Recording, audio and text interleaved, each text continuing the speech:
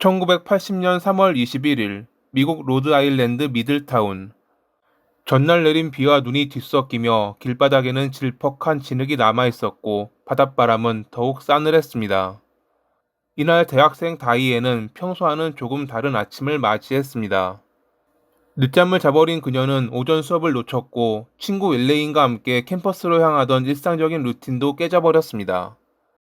결국 할 게 없어 집에서 쉬고 있던 그녀는 조카가 태어났다는 언니의 전화를 받았습니다.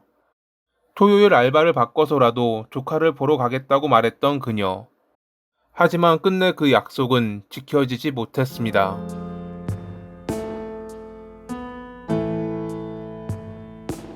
1960년 5월에 대가족의 7번째 아이로 태어난 다이앤은 늘 북적이는 남매들 가운데서도 차분한 성격으로 자랐습니다.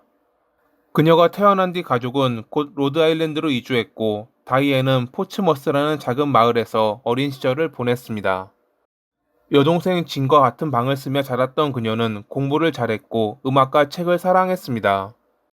하지만 단순히 책상 앞에만 앉아있던 아이는 아니었습니다. 치어리더로 활약하며 체조를 배우고 운동신경도 남달랐습니다. 가족들은 그녀를 중재자라고 불렀습니다.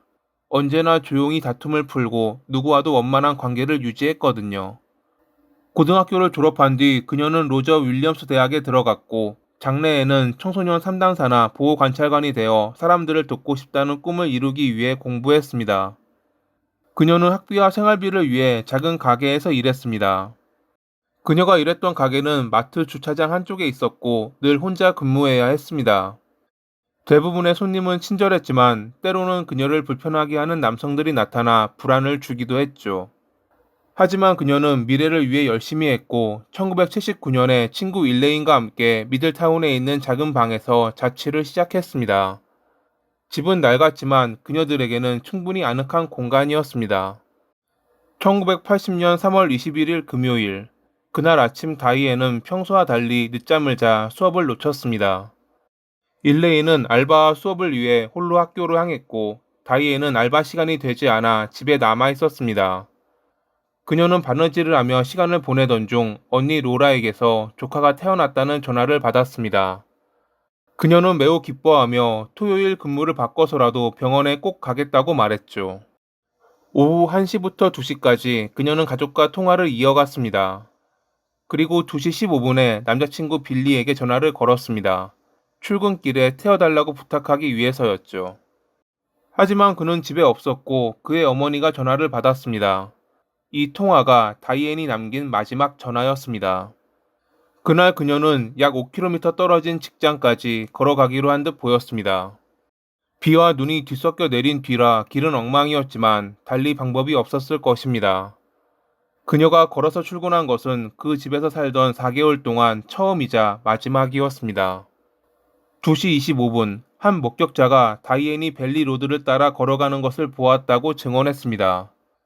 2시 40분, 또 다른 목격자는 그녀가 어떤 차량에 올라타는 것을 보았다고 말했습니다. 운전자를 아는 듯 대화하고 있었다는 설명도 있었죠. 3시, 한 노파는 집 앞에 세워진 녹색 세단 안에서 한 남성과 여성이 몸싸움을 벌이는 것을 보았다고 증언했습니다.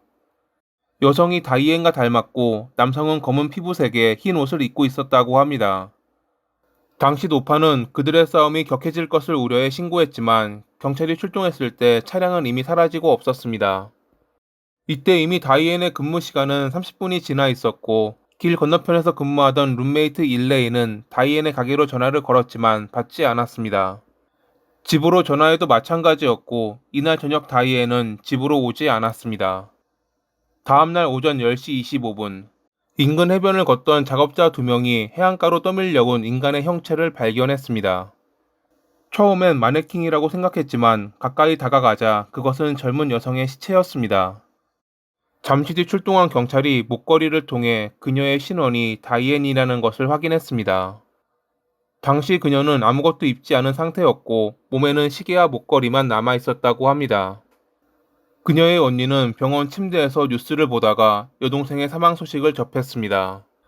갓 태어난 아기를 품에 안고 있던 그녀는 충격 속에서 흐느낄 수밖에 없었죠. 다이앤을 부검한 결과 그녀의 사망 원인은 질식, 익사, 둔기 외상의 복합적인 결과였습니다. 목 왼쪽의 철가상과 설골골절은 목 졸림을 의미했습니다. 갈비뼈와 골반의 골절, 탈골된 흔적은 사망 전 격렬한 폭행이 있었음을 말해주었죠. 익사의 흔적으로 보아 의식을 잃은 상태에서 물에 던져졌을 가능성이 높았습니다. 사망 시간은 실종 당일 마지막 전화를 했던 시점부터 발견된 사이로 추정될 뿐 정확히 특정되지 않았습니다. 경찰은 곧바로 12명의 형사를 투입했습니다. 다이앤을 마지막으로 보았던 사람들을 불러 모았고 체면까지 동원해 기억을 복원하려 했습니다. 그들이 지목한 차량은 총 3가지였습니다. 밝은색 밴, 짙은 녹색 혹은 검은색 세단, 밝은색 세단. 이 차량들이 모두 사건 현장 주변에서 목격됐지만 구체적으로 어떤 차량이 다이앤을 태웠는지는 불명확했습니다. 경찰은 히치하이커들까지 조사했습니다.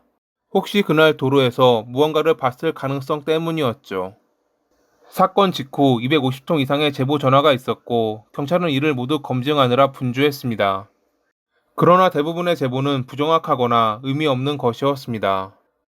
당시 경찰이 세운 가설은 2가지였습니다. 첫째, 다이앤이 약물 거래에 연루됐을 가능성. 둘째, 특정 고객에게 지속적으로 괴롭힘을 당했을 가능성. 일단 첫 가설의 경우 당시 그녀가 일했던 가게 근처에서는 약물을 팔고 구하는 이들이 자주 서성거렸습니다.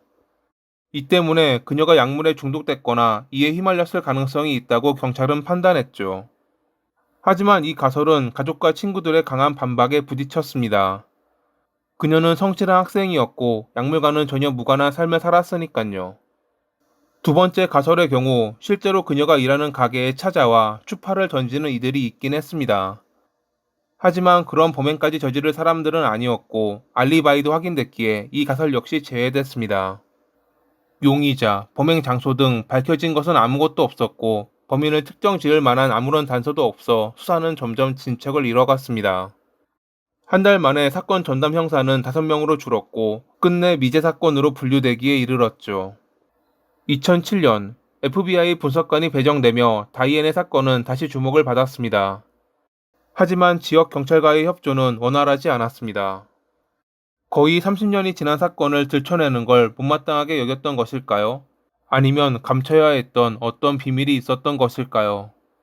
FBI는 지역 경찰에 여러 차례 연락을 시도했지만 응답은 없었고 직접 방문하고 나서야 500페이지가 넘는 사건 파일 중 단 40페이지만 제공받았습니다. 하지만 대부분은 검열로 가려져 있었다고 합니다.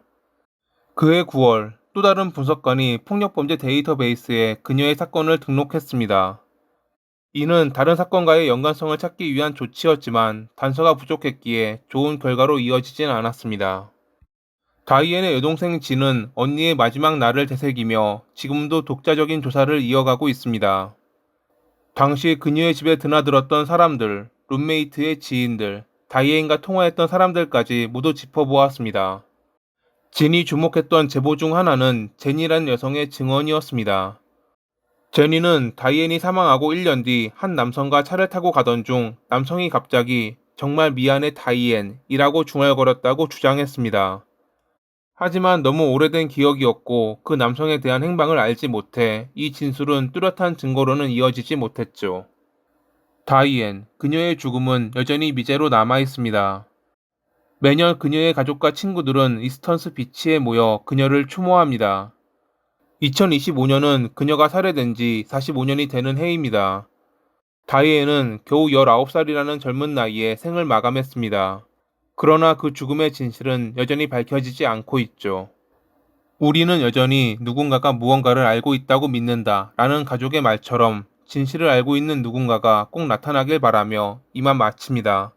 오늘도 시청해주셔서 감사합니다.